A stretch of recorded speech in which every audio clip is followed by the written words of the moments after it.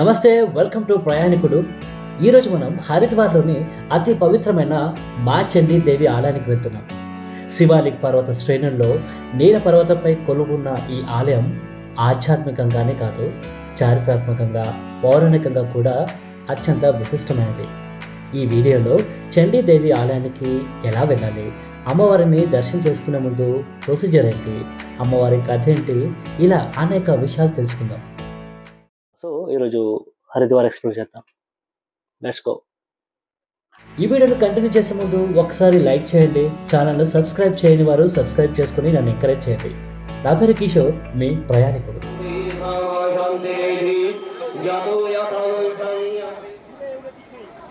మోక్షానికి మార్గమైన హరిద్వార్లో ఎన్నో అద్భుతమైన ఆధ్యాత్మిక క్షేత్రాలు ఉన్నాయి. అందులో చండీదేవి ఆలయానికి మనం వెళ్తున్నాం. నేను హరిద్వార్లో తేజ్ రామ్ ధరంపాల్ అనే చారిటబుల్ ట్రస్ట్ నిర్వహిస్తున్న ఒక హోటల్లో ఉన్నాను. ఈ ట్రస్ట్ నిర్వహిస్తున్న హోటల్ చాలా సౌకర్యవంతంగా ఉంది. Fully furnished, AC room. నాకు షేరింగ్లో పర్ డే 1000 రూపీస్కి మాత్రం పడింది. ట్రస్ట్ నిర్వహించే క్యాంటీన్లో మార్నింగ్ బ్రేక్ఫాస్ట్ పూర్తి చేసి చండీదేవి ఆలయం కోసం నాతో పాటు మోహన్జీ అని చెప్పి ఒక పెద్ద ఆయన ఉన్నారు, ఆయన కలిసి బయలుదేరాం. సుమారు 15 నిమిషాల్లో హరిద్వార్లోని ఈ అందమైన వ్యూస్ని చూస్తూ చండీదేవి ఆలయం ముందుకు చేరుకున్నాం. చండీదేవి టెంపుల్కి వచ్చాను. ఇది one of the powerful temple. ఇక్కడ లాస్ట్ ఎపిసోడ్లో హరిద్వార్లో నేను మానసాదేవి కవర్ చేశాను కదా, ఇప్పుడు చండీదేవి కవర్ చేద్దాము. ఇక్కడ ట్రెక్కింగ్ కూడా చేయొచ్చు, కానీ చాలా అలసిపోయి ఉన్నాను కాబట్టి కేబుల్ కార్ ద్వారా ట్రై చేస్తాను. So let's go. హరిద్వార్లో మీరు ఎక్కడ ఉన్నా చండీదేవి ఆలయం చేరుకునేందుకు మీకు ఆటోలు, క్యాబ్స్, రిక్షాలు అందుబాటులో ఉంటాయి. హరికి పౌరి నుంచి అయితే మీకు 40-50 రూపాయలు మాత్రమే ఛార్జ్ చేస్తారు. ఇక్కడ నుంచి మీరు అమ్మవారి దర్శనానికి కొండ ఎక్కుతూ కూడా వెళ్ళొచ్చు. మీతో పాటు చిన్నపిల్లలు లేదా వృద్ధులు లేదా ఆరోగ్యం సరిగ్గా లేని వాళ్ళు ఉంటే, లేదా మీకు కేబుల్ కార్లో వెళ్ళాలంటే మీరు కేబుల్ కార్ ట్రై చేయొచ్చు. ఇక్కడ టికెట్లు తీసుకోవాలి. ఇక టికెట్ల విషయానికి వస్తే మీరు చండీదేవి ఆలయానికి మాత్రమే up and down cable car ticket తీసుకుంటే మీరు 220 రూపాయలు చెల్లించాల్సి ఉంటుంది టికెట్కి. చండీదేవి ఆలయంతో పాటు మానసాదేవి ఆలయం కాంబో టికెట్ తీసుకోవాలనుకుంటే దానికి మీరు 419 రూపాయలు చెల్లించాలి. నేను గతంలో మానసాదేవి ఆలయానికి వెళ్ళాను కాబట్టి ఇప్పుడు చండీదేవి ఆలయానికి మాత్రమే అప్ అండ్ డౌన్ టికెట్ తీసుకుంటున్నాను.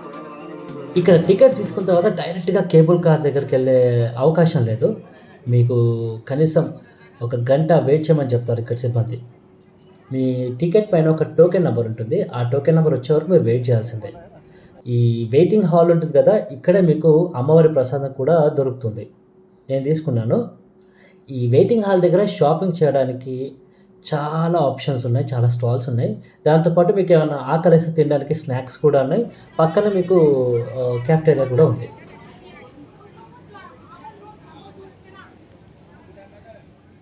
సుమారు 45 నిమిషాల తర్వాత మా టోకెన్ నెంబర్ డిస్ప్లే అవ్వడంతో కేబుల్ కార్ ఎక్కేందుకు ముందుకు బయలుదేరాం. సుమారు 100-200 మీటర్లు ఇలా గ్రిల్స్ మధ్య నడిచిన తర్వాత మీ టికెట్ను ఇంకోసారి చెక్ చేస్తారు. తర్వాత మెట్ల దారిలో మీరు కేబుల్ కారు ఉన్న చోటుకి వెళ్ళొచ్చు.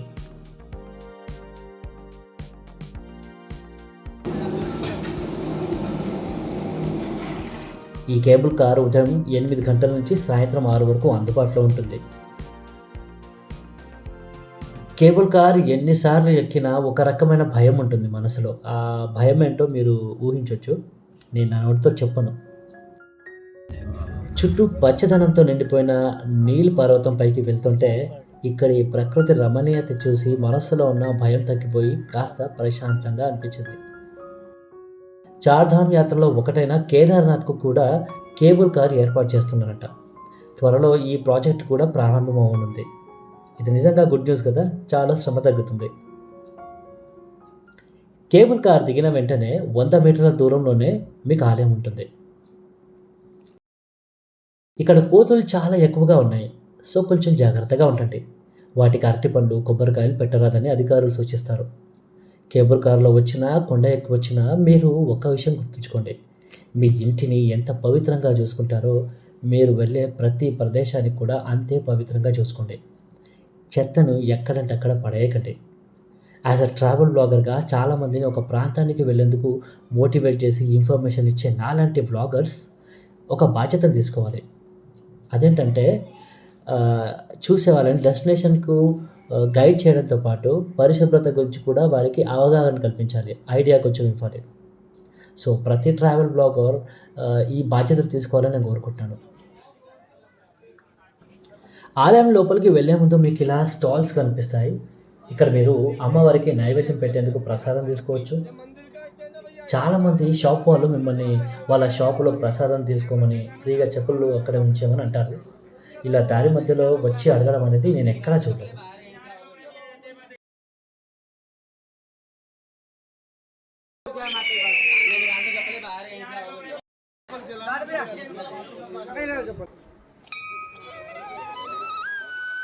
నేను వెళ్ళే సమయానికి ఆలయంలో భక్తుల సందడి అంతగా కనిపించలేదు. సో, వేగంగా క్యూ లైన్ క్లియర్ చేసి ముందుకెళ్ళాను. అమ్మవారికి మొక్కులు కోరే భక్తులు ఇక్కడలా చున్నీలు కడతారు.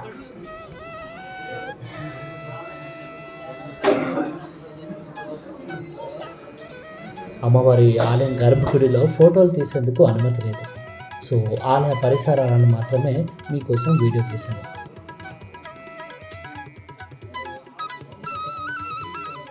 చండీదేవి కథ. హిందూ పౌరాణికాల్లో ఈ ఆలయానికి అత్యంత విశిష్టత ఉంది. శుంభ, నిశుంభ అనే రాక్షస రాజులను అంతం చేసిన తర్వాత అమ్మవారు ఇక్కడే విశ్రాంతి తీసుకున్నారట. ప్రస్తుతం ఈ ఆలయంలో ఉన్న అమ్మవారి విగ్రహాన్ని 8వ శతాబ్దంలో జగద్గురు ఆదిశంకరాచార్యులు ప్రతిష్ఠించారంటారు.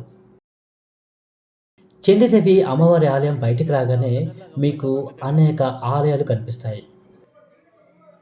మా అన్నపూర్ణాదేవి ఆలయం, భద్రకాళి అమ్మవారి ఆలయం, కాలభైరవుడి ఆలయం, సంకట్ మోచన్ హనుమాన్ ఆలయం కూడా మీకు ఇక్కడ కనిపిస్తాయి. చండీదేవి ఆలయ ప్రాంగణంలో మీకు షాపింగ్ కోసం కొన్ని వందల స్టాల్స్ కనిపిస్తాయి. ప్రతి స్టాల్లో మీకు ప్రసాదం, విగ్రహాలు, పూజా సామాన్లు, కుంకుమ వంటివి లభిస్తాయి.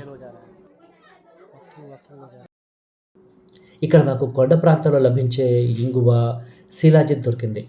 ఇది ప్యూర్ శిలాజిత్ అని అన్నారు కానీ నాకు మాత్రం కొంచెం డౌటే. ప్యూర్ అనిపించడం లేదు. ఎందుకంటే ప్యూర్ శిలాజిత్ ఇలా ప్యాకెట్లలో పెట్టి అమ్మేంత చవకగా ఉండదు అనేది నా ఒపీనియన్. మరి మీ ఒపీనియన్ ఏమైనా ఉంటే కామెంట్ చేయండి. చండీదేవి దర్శనం అయిపోయింది. ఇది ఒక సిద్ధపీఠం. అంటే ఇక్కడ మనం ఏం కోరుకున్నా అది నెరవేరుతుంది అంటారు. సో మన కోరికలతో కోరుకున్నాం, వచ్చాం. దర్శనం ఈజీగానే అయింది, పెద్ద విషయం లేదు. పైన డబ్బుల కోసం పూజారులు ఏం సతాయించలేదు. నాకు ఇక్కడ చాలా మంచిగా అనిపించింది ఆ విషయం. అడగలేదు, మనం మొక్కడానికి వెళ్ళినా లేదా ప్రసాదం అక్కడ పెట్టడానికి వెళ్ళినా డబ్బులు అడుగుతారు ప్రతి చోట, ఇక్కడ అడగలేదు. సో చాలా బాగుంది. కొంచెం కోతులతో జాగ్రత్త. రోప్వేలో వస్తే మీకు 220కే మీకు 2 వేస్లో కనెక్ట్ అయిపోతుంది. ప్రశాంతంగా చల్లగా వెళ్ళిపోయింది. మీరు ట్రై చేయండి వింటర్లో రావడానికి. ఎండ టూ మచ్గా ఉంటుంది, మామూలుగా ఉంటుంది.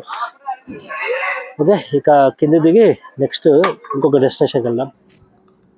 ఈ ఆలయానికి సమీపంలోనే అంజన్న అమ్మవారు, అంజనాదేవి ఆలయంతో పాటు నీలేశ్వర ఆలయం కూడా ఉంటుంది. వీలైతే వెళ్ళిరండి. ఒకవేళ మీరు రోప్వే టికెట్ తీసుకుంటే మీరు వచ్చిన దారిలోనే వెళ్ళండి. సెక్యూరిటీ గార్డుకు మీ రిసిప్ట్ చూపించి కేబుల్ కార్ ఉన్న చోటికి వెళ్ళవచ్చు. కేబుల్ కార్ వైపు వెళ్ళే టైంలో అందరూ ఒక దగ్గర ఫోటోలు దిగుతూ కనిపించారు. నాకు కొంచెం వింతగా అనిపించింది. ఇలా ఏ టెంపుల్లో నేను చూడలేదు. సెక్యూరిటీ కోసం ఇంతమంది భక్తుల ఫోటోలు తీసుకుంటున్నారా ఏంటి అని అనుకున్నా. కానీ అసలు విషయం వేరేగా ఉంది.